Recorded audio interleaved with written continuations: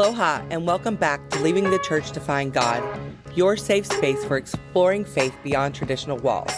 I'm your host, Melissa, and whether you grew up in the evangelical church like I did, or any other system while seeking answers, you're in the right place. This podcast isn't about judgment or attacking institutions. It's about honest conversations, diverse spiritual paths, and celebrating the unique journeys that we all take in search of meaning. We've all experienced indoctrination in some form, and here we explore how it shapes our understanding of ourselves and the divine. Each week, we'll dive into thought-provoking topics, share inspiring stories from guests and listeners like you, and offer tools and insights for navigating your own deconstruction journey. Remember, leaving the church doesn't mean leaving your faith.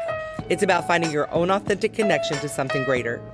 So buckle up, embrace the open dialogue, and join me as we explore what it means to move beyond confines and discover the deeper personal connection to the divine that exists within us all. Aloha, God Potters. Welcome back. So today, I'm going to dive into a topic that has actually been on my mind for a little while. Pretty much since I've started this podcast, I can't even tell you how many people have come to me with the idea, even people who aren't church-going people, which I find really interesting, but with this idea or this belief that morality wouldn't exist if we didn't have churches. So, like I do, I'm going to dive deep into it. And, let's get to the other side of this journey. Okay, so long before organized religions like Christianity or Islam, ancient civilizations had their own codes of conduct. There was one, for instance, it's called the Code of Hammurabi. It was a set of laws in ancient Mesopotamia, and this was like 1654 BC, so it was far, far before Christ or Christianity, right? And it was all about justice and fairness. There was no tie whatsoever to monotheistic religion. So the Code of Hammurabi included laws like eye for an eye and tooth for a tooth, which, yes, are harsh. But by today's standards, we have a different context to look at these things in. But then it was like an early attempt to create some sort of structured and fair society. They addressed issues like theft, debt, family relationships, which shows us that even in these times, we had a complex understanding of social order and justice. Also, in ancient Egypt, they had what was called mat. Mat was about truth, balance, order, harmony, law, morality, and justice. Again, it wasn't about pleasing a deity. It was about creating a harmonious society. The Egyptians believed that living in accordance with Mat ensured a stable and prosperous society. This concept influenced their laws, their interactions, and even their afterlife beliefs. Looking at that, you can see that even before there were churches or whatever, people understood on a very fundamental level that there needed to be some sort of moral code in order to operate as a well society. That is just part of our evolution, right? We know how to survive. That's what we're made to do. We're all made to do is to survive. So it just became an understanding that there was going to need to be some code to operate under that would, allow everyone to be well and happy. And this isn't just humans. This is just the survival of any species. So you can even look at the natural world. Of course, I'm going to.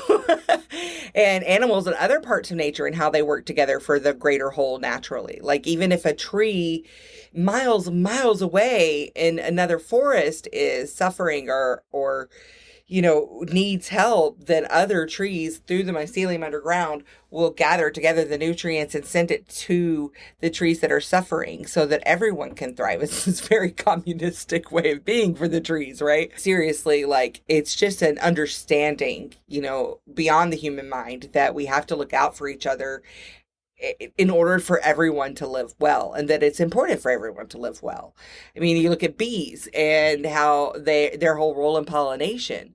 Like, they don't need a set and written rules. They don't need the threat of eternal damnation to know that their work benefits the hive and the planet as a whole, right? They just do it. It's like this innate sense, this innate knowing. They work in harmony with their environment. It contributes to a balanced and equal ecosystem, something that we could all benefit from returning to, right?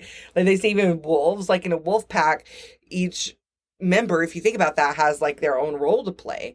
And that's because within that species, they have a social structure and it's based on cooperation and mutual support. That ensures their survival. It's not because one is better than the other.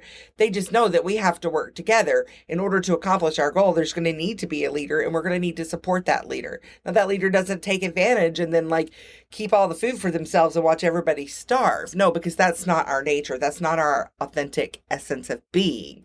But they look out for each other. Like one thing I've noticed is so funny. I live in the jungle and there's a lot of ants. It doesn't matter what you do. There's going to be ants. The ants are just a way of life here. And I can kind of keep them, down, of course, but they're still going to happen. And they love to get in to any kind of water they can find. So they'll get into the water reservoir of my Nespresso maker.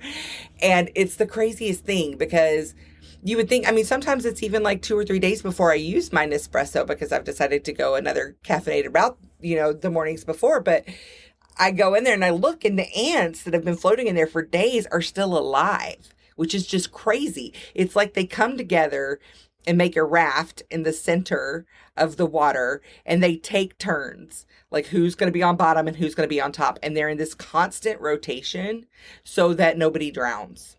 And they work together so that nobody drowns. Like, that's crazy. That's crazy. Like, of course they do, but also like the innate intelligence involved in order for that to happen. But coming back to us, like as humans, there's like, this has been pondered on. This isn't a new idea, right? In philosophy, there's Immanuel Kant. I don't know, if you guys have heard of him. I didn't until I started researching this, so no judgment here. But he argued that morality is based on rationality and autonomy. According to Kant, our ability to reason allows us to determine what is right and wrong, that there is no divine intervention needed, just our own reasoning. He introduced this idea called categorical imperative, which is a universal moral law that applies to all rational beings. One of his famous formulations of this principle is act only according to that maxim whereby you can, at the same time, will that it should become a universal law. And break this down into layman's terms, it means that our actions should be guided by the principles that we believe everyone should follow, not just ourselves. That makes sense, right? In a fair and equitable society, we would all follow the same moral code, not just certain people over the others or under the others, as the case may be. So for one to assume that humans need some kind of like pressure or coercion or manipulation in order to be moral and to treat each other with basic decency, it doesn't make sense because our nature depends on it. Our survival depends on it. In fact, as we'll further get into in this discussion, we'll see more and more how this idea of imposed morality actually takes us away from morality in itself. What they've shown in these studies is that moral development in children, it's heavily influenced by social interactions, but not necessarily by religious teachings. So psychologist Lawrence Kohlberg developed a theory of moral development, and it outlines how individuals progress through different stages of moral reasoning. These stages aren't tied to the religious beliefs, but instead are based on cognitive development and social experiences. So they've done some recent case studies in the present. So they've done a lot of looks. I know you see the happiest countries in the world and all of that stuff. They happen to be the most secular societies that exist today, like the Scandinavian countries like Denmark, Sweden, Norway. These places often rank highest in the terms of happiness, social welfare, and low crime rates.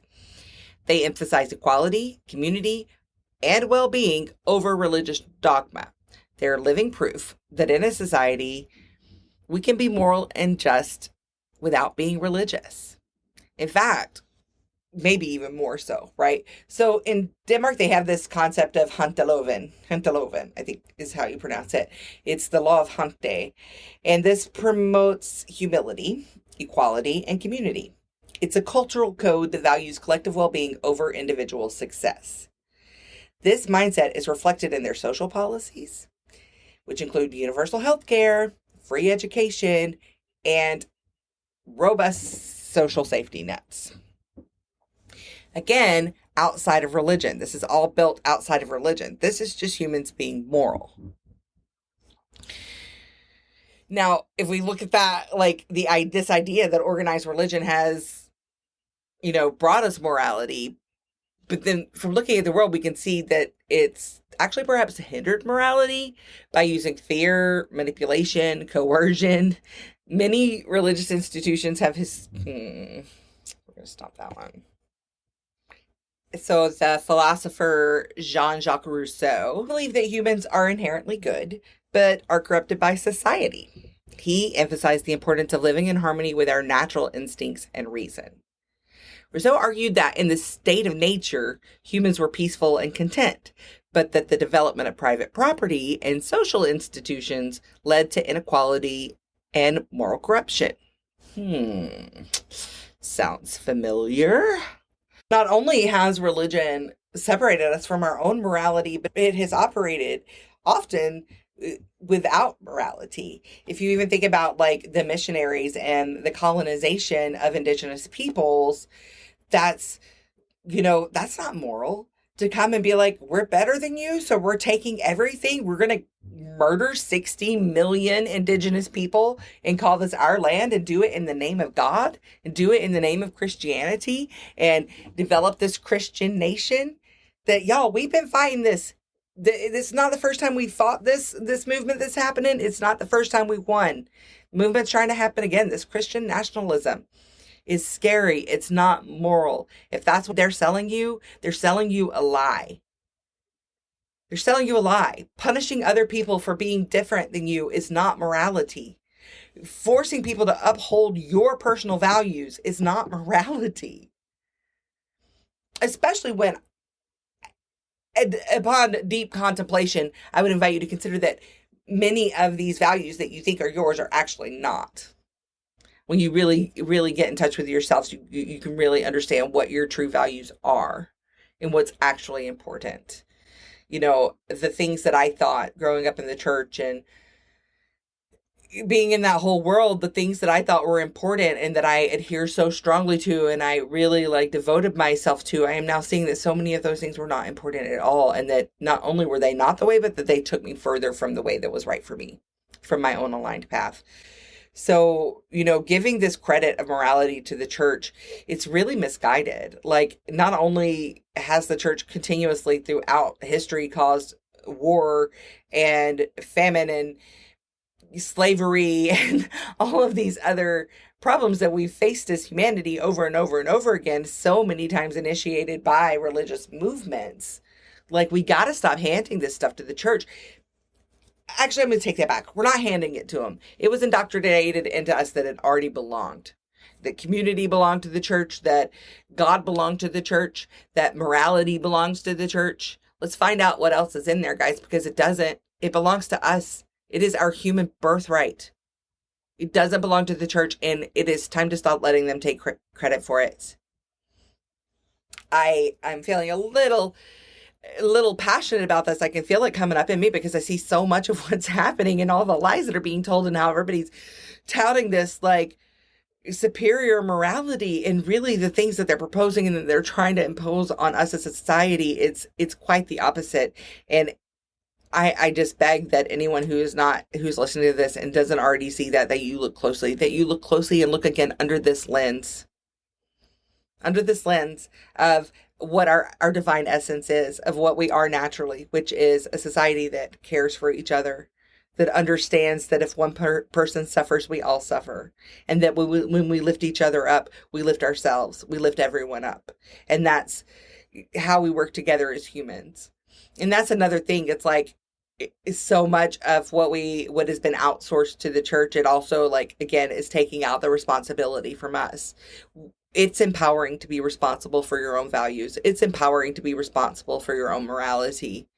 Even though we've been set to believe that it's the other way, but it's empowering. It feels good to be responsible for yourself in those ways.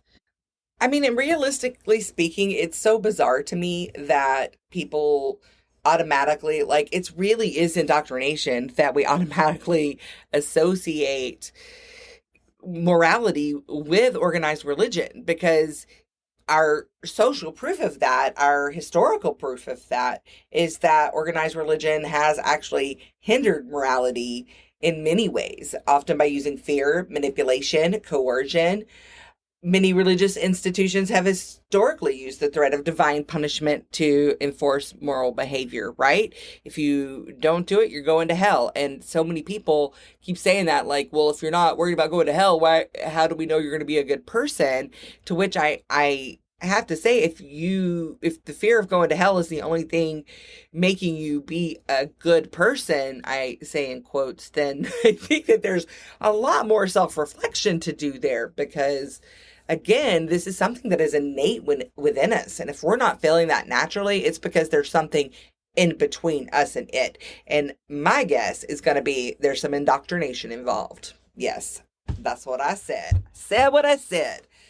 So again, many religions, they use this threat of punishment to enforce their moral behavior, which doesn't mean that they're being moral. It means that they're putting on a facade of morality, because morality is something that comes from within. If you don't feel it, it's not real to you. You're just going through the motions, right? So it's just like, if you're happy, you can act happy, you can laugh, you can smile, you can like do all the happy things. But if inside you feel like garbage, you're going to be that person that, is unaliving themselves, and everybody's like, but they were so happy. I don't understand. They were so happy. I know it's a different scenario, but it's that same kind of thing. It's like pretending to be moral because of this coercion doesn't make one moral. In fact, it's likely the opposite, because our nature is moral. So again, if we go into, organized religion, this division that they cause, it's often this like us versus them mentality. I mean, look at our political landscape right now. This judgment of you're right, you're wrong, I'm right, you're bad, I'm good. It leads to this exclusion rather than connection and understanding, being able to see things from other people's perspective. Instead, it's like danger, danger, they're different, that scares me, stay away. So instead of promoting this sense of unity throughout humanity, so many religions and religious teachings, especially now, they emphasize these differences and these separations. I don't even say especially now. It's just, that's the basis of it. That's what it is, right? This separation, it extends to our connection with the divine energy, though. That's where we really get off. That's how we really get separated from our morals in this. It's because it's our essence. It's that divine energy that we have that makes us moral off the bat, right? We've got our survival part of it, but even outside of survival, we operate as a community by nature, and that's because of that divine essence that is in us. That's what divinity, that's the essence of it. It's love, right? It's unconditional love. But religion often uses this to divide people, again, dividing us from each other, but also from ourselves. When being in ourselves is how we really find that compassion and empathy for each other. It's just this cycle. If you can hear me even talking about it in a cycle, that's because it's just this endless cycle. And it, hindering people from developing their own spiritual connections and understanding their own inherent worth and their own moral capacity. When we make people believe that they don't have that, we separate them from it. So it's harder to access it, right? It's harder for people to access that moral capacity. So instead, they have to default to the moral code set forth by their organized religion. They have to default to where I'm doing this because I don't want to go to hell, or I'm doing this because I want God to like me, or so that I make Jesus happy, or whatever the reason is. But really, internally, morally, like in that divinity, it's already there. They just can't access it because that's been cut off with this disembodiment enforced by the church, with all the shame and separation and judgment. And I'm getting on a soapbox, so I'm going to move on. how can we develop this strong moral compass without religion? Well, for one, it's innate.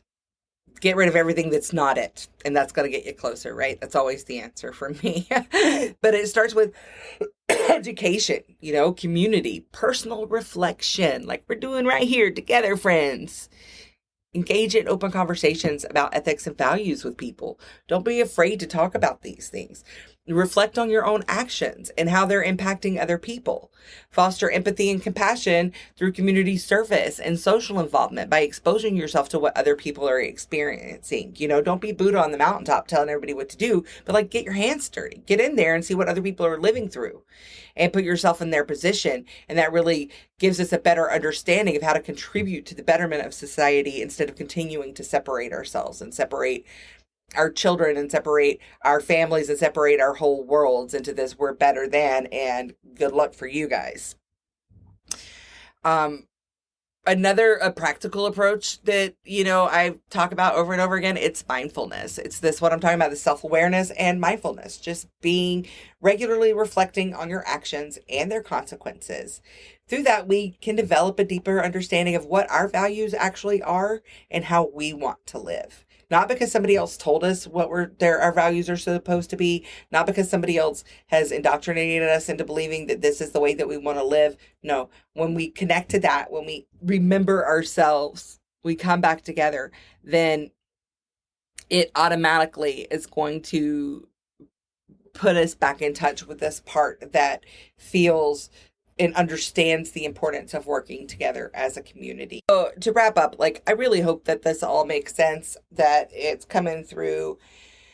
I've been getting lots of great feedback from you all. Thank you so much. I appreciate it. Keep it coming. If you haven't yet left a review, please do. It really makes a difference. It helps more people hear these conversations. It also helps me by increasing the viewership and getting this out there. So thank you, thank you, thank you. It helps me keep going.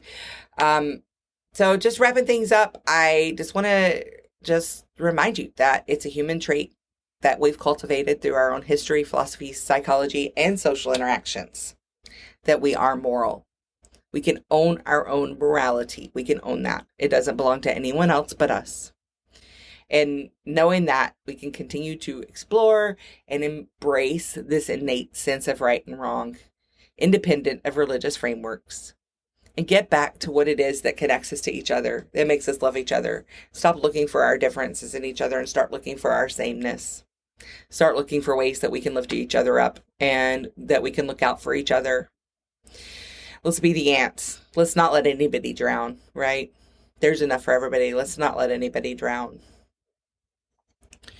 I, again, thank you all for being here. I appreciate you so much. I love that you're tuning in.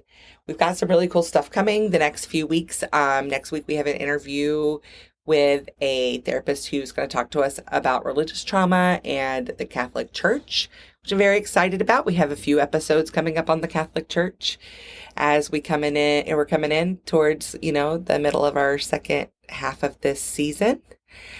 Thanks again for tuning in. I hope you're all enjoying your summer vacations. I've been trying to space the episodes out a little bit, give everybody time to do their summer breaks and all their summer things. And I hope that you're enjoying it. I love you all. I love that you're here. I love doing this work. And you all have a wonderful, amazing, amazing weekend. Thank you. Aloha. Stay authentic. Thank you for joining me on this journey. If you enjoyed this episode, the best way to show your support is to subscribe wherever you listen to podcasts. Also, share your thoughts by leaving a 5-star review. It really helps more people to find this space. Want to go deeper? Head over to my website at leavingthechurchtofindgod.com. There, you can make a donation and make sure that we continue to have these conversations. No matter where you are on your spiritual journey, if you or someone you know would like to join the podcast and tell your story, please reach out to me on Instagram at authenticallymelly. Remember, you're not alone on this journey. Keep exploring, keep asking questions, and keep finding your own unique connection to something greater. Until next time, stay authentic, stay open, and aloha.